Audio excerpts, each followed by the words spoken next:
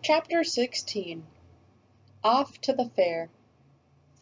The night before the county fair, everybody went to bed early. Fern and Avery were in bed by 8. Avery lay dreaming that the Ferris wheel had stopped and that he was in the top car. Fern lay dreaming that she was getting sick in the swings. Lurvy was in bed by 8:30. He lay dreaming that he was throwing baseballs at a cloth cat and winning a genuine Navajo blanket. Mr. and Mrs. Zuckerman were in bed by 9. Mrs. Zuckerman lay dreaming about a deep freeze unit. Mr. Zuckerman lay dreaming about Wilbur. He dreamt that Wilbur had grown until he was 116 feet long and 92 feet high, and that he had won all the prizes at the fair, and was covered with blue ribbons, and even had a blue ribbon tied to the end of his tail. Down in the barn cellar, the animals too went to sleep early, all except Charlotte. Tomorrow would be fair day. Every creature planned to get up early to see Wilbur off on his great adventure. When morning came, everybody got up at daylight. The day was hot. Up the road at the Arables' house, Fern lugged a pail of hot water to her room and took a sponge bath. Then she put on her prettiest dress, because she knew she would see boys at the fair. Mrs. Arable scrubbed the back of Avery's neck, and wet his hair, and parted it, and brushed it down hard, till it stuck to the top of his head. All but about 6 hairs that stood straight up. Avery put on clean underwear, clean blue jeans, and a clean shirt. Mr. Arable dressed, ate breakfast, and then went out and polished his truck. He had offered to drive everybody to the fair, including Wilbur. Bright and early, Lurvy put clean straw in Wilbur's crate, and lifted it into the pig pen. The crate was green. In gold letters, it said, Zuckerman's famous. Charlotte had her web looking fine for the occasion. Wilbur ate his breakfast slowly. He tried to look radiant without getting food in his ears. In the kitchen, Mrs. Zuckerman suddenly made an announcement. Homer, she said to her husband, I am going to give that pig a buttermilk bath. A what? Said Mr. Zuckerman. A buttermilk bath. My grandmother used to bathe her pig with buttermilk when it got dirty. I just remembered. Wilbur's not dirty, said Mr. Zuckerman proudly.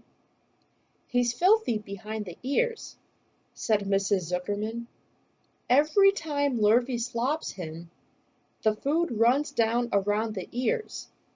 Then it dries and forms a crust. He also has a smudge on one side, where he lays in the manure. He lays in clean straw, corrected Mr. Zuckerman. Well, he's dirty, and he's going to have a bath. Mr. Zuckerman sat down weakly and ate a doughnut. His wife went to the woodshed. When she returned, she wore rubber boots and an old raincoat. And she carried a bucket of buttermilk and a small wooden paddle. Edith, you're crazy, mumbled Zuckerman. But she paid no attention to him. Together, they walked to the pig pen. Mrs. Zuckerman wasted no time. She climbed in with Wilbur and went to work. Dipping her paddle in the buttermilk, she rubbed him all over. The geese gathered around to see the fun. and so did the sheep and lambs. Even Templeton poked his head out cautiously to watch Wilbur get a buttermilk bath. Charlotte got so interested she lowered herself on a drag line so she could see better. Wilbur stood still and closed his eyes. He could feel the buttermilk trickling down his sides. He opened his mouth and some buttermilk ran in. It was delicious. He felt radiant and happy. When Mrs. Zuckerman got through and rubbed him dry, he was the cleanest, prettiest pig you ever saw. He was pure white, pink around the ears and snout, and smooth as silk. The Zuckermans went up to change into their best clothes. Lurvy went to shave and put on his plaid shirt and his purple necktie. The animals were left to themselves in the barn. The 7 goslings paraded round and round their mother. "Please, please, please take us to the fair," begged a gosling. Then all 7 began teasing to go. "Please, please, please, please, please, please." They made quite a racket. "Children," snapped the goose, "we're staying quietly at home. Only Wilbur Ilber is going to the fair." Just then Charlotte interrupted. "I shall go too," she said softly. "I have decided to go with Wilbur. He may need me. We can't tell what may happen at the fair grounds. Somebody's got to go along who knows how to write, and I think Templeton better come too. I might need somebody to run errands and do general work." "I'm staying right here," grumbled the rat. "I haven't the slightest interest in fairs."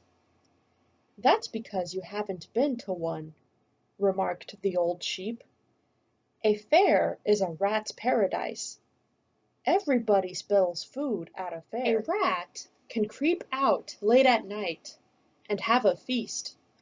In the horse barn you will find oats that the trotters and pacers have spilled. In the trampled grass of the infield you will find old discarded lunch boxes containing the foul remains of peanut butter sandwiches, hard-boiled eggs, cracker crumbs, bits of doughnuts, and particles of cheese.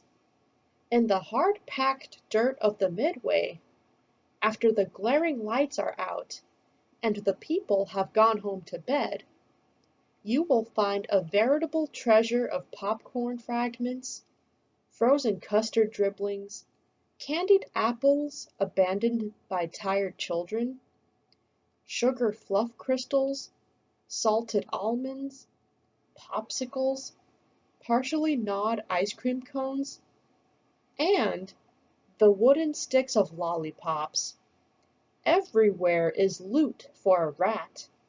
In tents, in booths, in haylofts. Why, a fair has enough disgusting leftover food to satisfy a whole army of rats. Templeton's eyes were blazing. "Is this true?" he asked. "Is this appetizing yarn of yours true? I like high living, and what you say tempts me." "It is true," said the old sheep.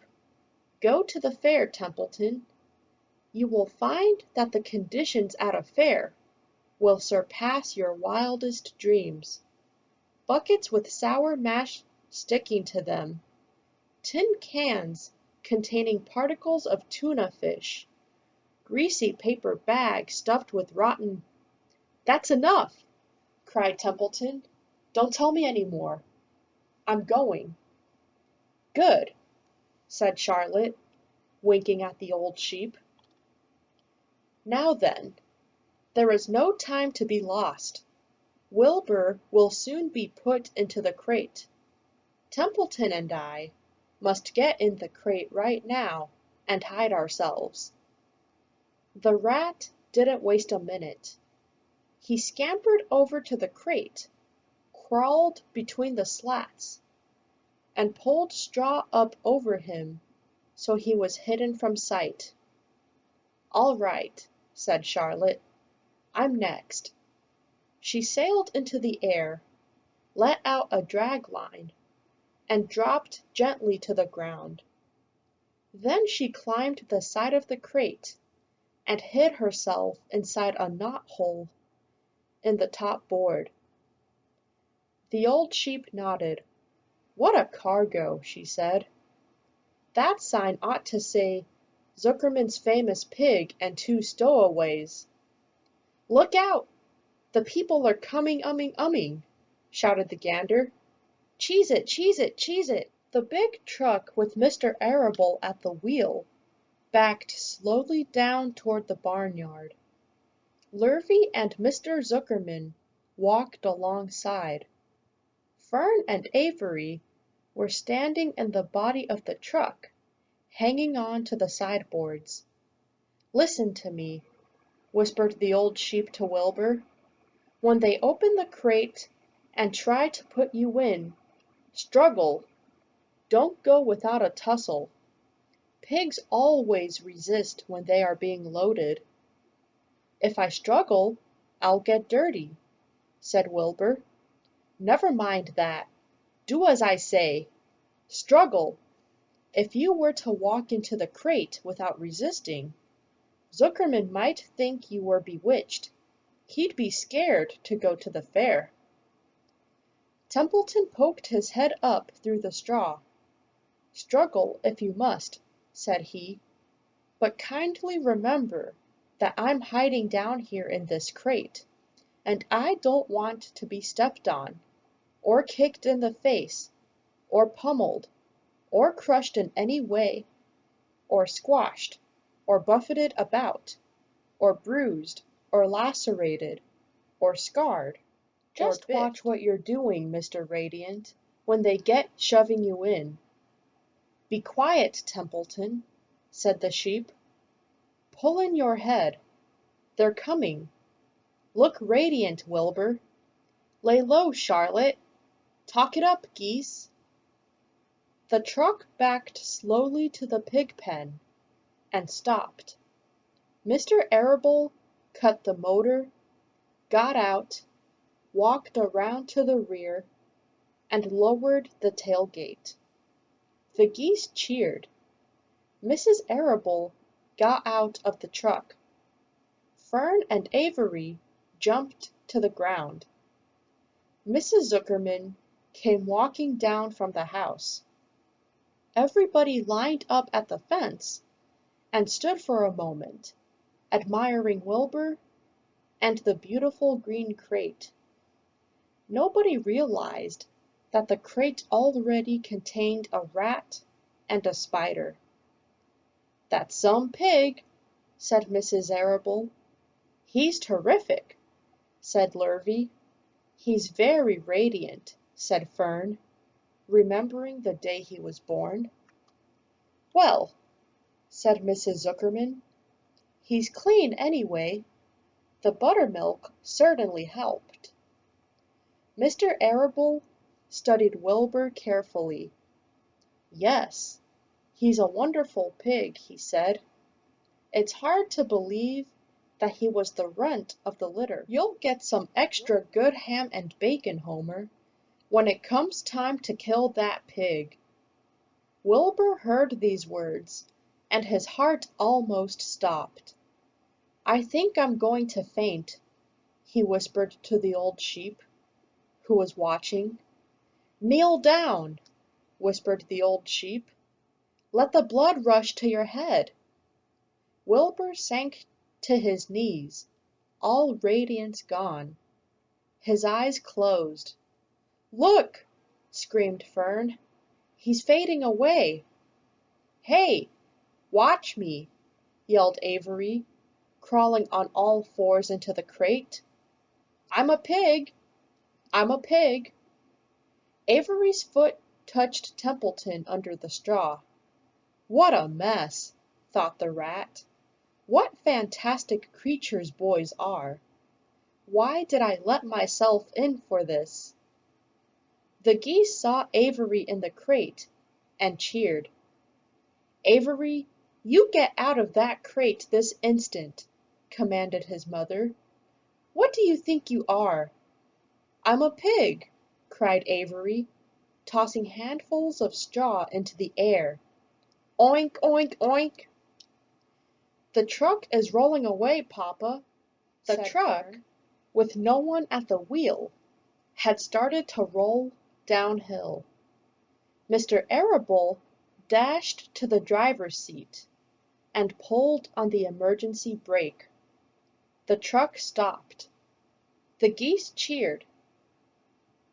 Charlotte crouched and made herself as small as possible in the knothole, so Avery wouldn't see her. "Come out at once!" cried Mrs. Arable. Avery crawled out of the crate, on hands and knees, making faces at Wilbur. Wilbur fainted away. "The pig has passed out," said Mrs. Zuckerman. "Throw water on him." "Throw buttermilk," suggested Avery. The geese cheered. Lurvy ran for a pail of water. Fern climbed into the pen and knelt by Wilbur's side. "It's sunstroke," said Zuckerman. "The heat is too much for him." "Maybe he's dead," said Avery. "Come out of that pig pen immediately!" cried Mrs. Arable. Avery obeyed his mother and climbed into the back of the truck so he could see better. Lurvy returned with cold water and dashed it on Wilbur. "Throw some on me," cried Avery. "I'm hot too." "Oh, keep quiet," hollered Fern. "Keep quiet." Her eyes were brimming with tears. Wilbur, feeling the cold water, came to. He rose slowly to his feet, while the geese cheered. "He's up," said Mr. Arable. "I guess there's nothing wrong with him." "I'm hungry," said Avery. "I want a candied apple." "Wilbur's all right now," said Fern. "We can start. I want to take a ride in the Ferris wheel." Mr. Zuckerman and Mr. Arable and Lurvy grabbed the pig and pushed him head first toward the crate. Wilbur began to struggle. The harder the men pushed, the harder he held back. Avery jumped down and joined the men. Wilbur kicked and thrashed and grunted. "Nothing wrong with this pig," said Mr. Zuckerman cheerfully, pressing his knee against Wilbur's behind. "All together now, boys. Shove." With a final heave, they jammed him into the crate. The geese cheered.